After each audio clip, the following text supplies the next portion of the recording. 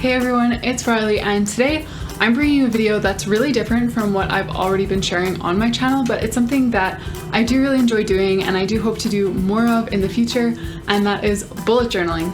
So for me personally, bullet journaling is such a great way to just like express myself artistically. I am quite artistic, I love doing things like that, and also to stay organized at the same time, which I know for me, as an online teacher, my work is done completely from home, and sometimes it can be hard to like keep my schedule organized since it's always changing. You know, I don't have a 9 to 5. I kind of have to make my own hours and things like that and kind of decide what to prioritize on a given day.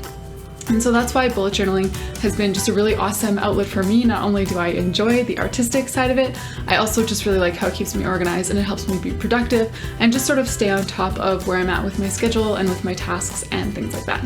So in today's video, I want to walk you through my bullet journal setup for August. Now, like I said, I've been bullet journaling for a long time, but I've never shared that here. And so this might be totally new to some of you guys. So I wanted to start off with a really like basic spread for August. So we're not going to be doing anything too intense. I'm going to show you just kind of my cover page. This is our theme for the month. Just nice peachy. I'm using some dots, some circles, and I'll show you right away what kind of material I'm using in case you want to journal along with me and sort of start laying out your monthly plan in this way that I do. So I'm using a dotted grid journal right here from Artist Loft, and it is 6 by 8 inches, and this is my favorite one. It's got those dotted spaces, which makes it really easy to like measure and things like that. I also use a ruler from time to time, and then I've got a few markers. Like I said, I went pretty light on the drawing. Some of my spreads are much heavier on sort of the illustration part, but this one is not like that. I'm actually only using 2 colors. I'm using gray and peach, and I actually used 2 peach markers throughout just because I didn't want this guy to run out because I really like this one. And then I also am just using this Tri-Plus Fine Liner by Staedtler. I'm sure there's a more like accented way to say that, but I just call it Staedtler, so that's what I'm using today. And those are all the materials that you're going to need if you do want to plan along with me.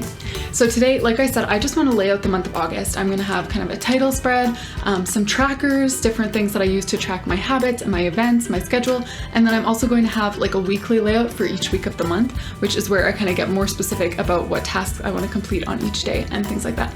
So if that interests you, I would love to have you join me here for this video. Go ahead and journal along with me.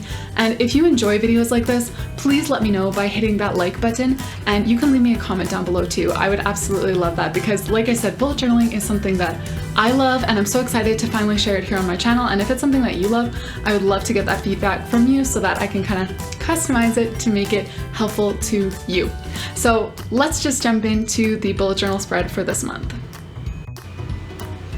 Alright, so I'm just starting off with a pretty basic cover spread for this month.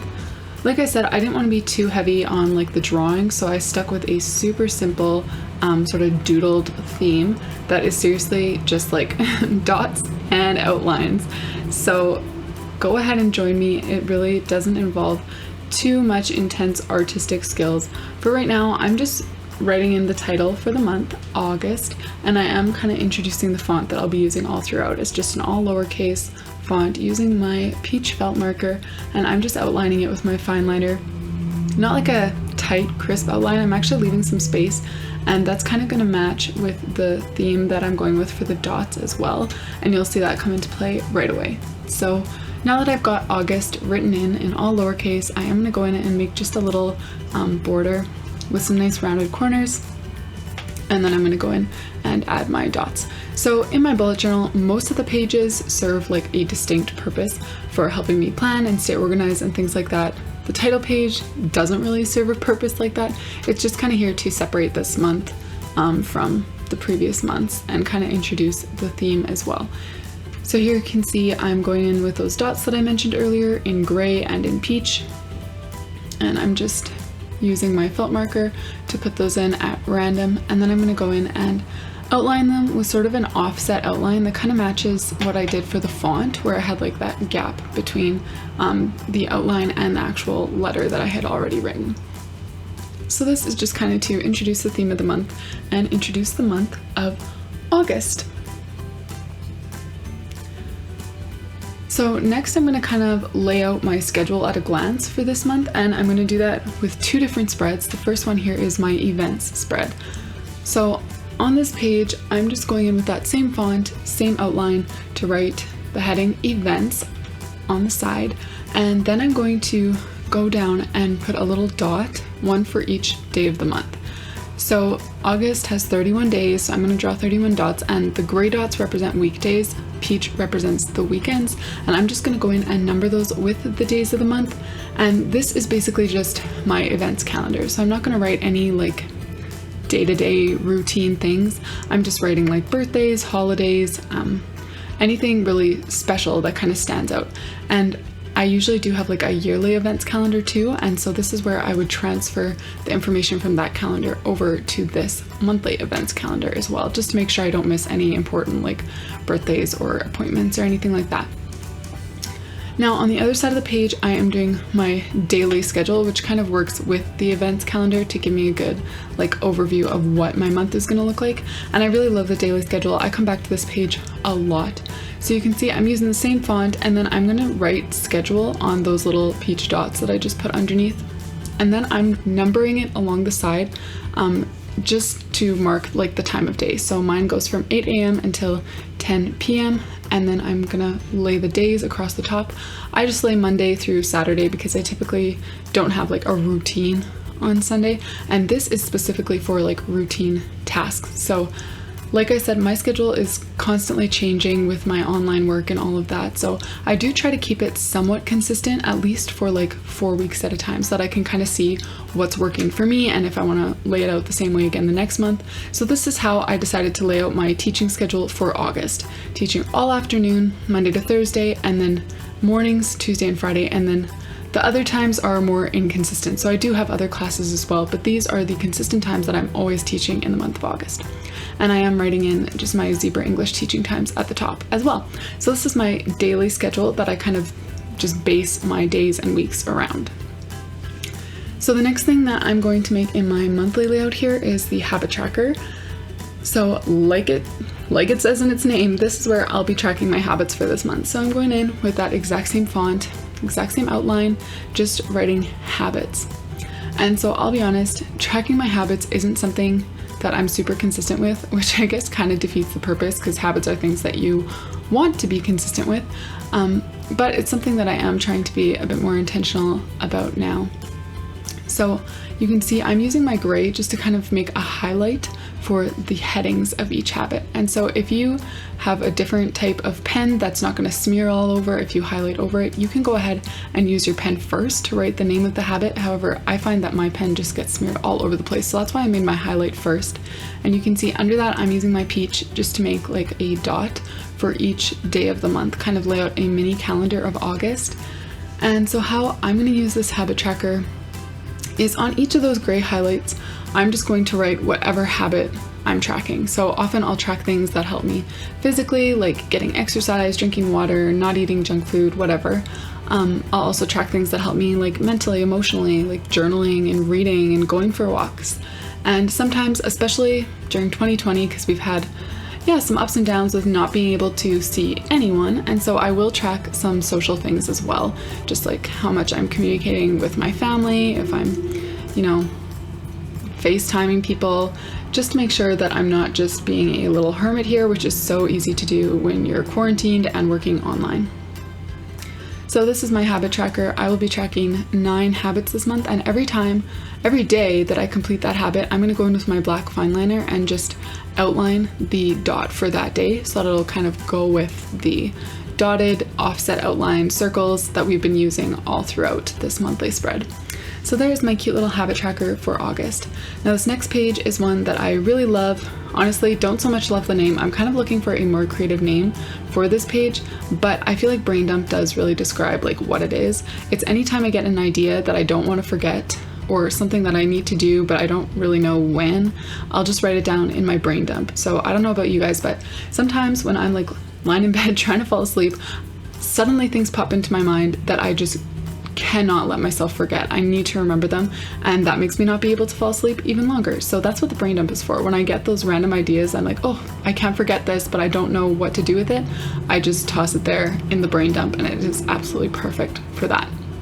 So those are kind of the main like monthly pages that I have. And next what I'm going to do is just lay out all of the weeks for August. So I'll be laying out 4 weeks. August starts on a Saturday, ends on a Monday, so I won't be including either of those weeks in my weekly spreads. I'll just be including the full weeks of August. And I am going to try to use a few different layouts so that I can play around with what I like as far as like a vertical weekly spread, horizontal weekly spread. And you guys too, if you're following along and you like one type of weekly spread over the other, like keep that in mind for future months so that you know how you can use this bullet journal most effectively. So this one is kind of a horizontal weekly spread.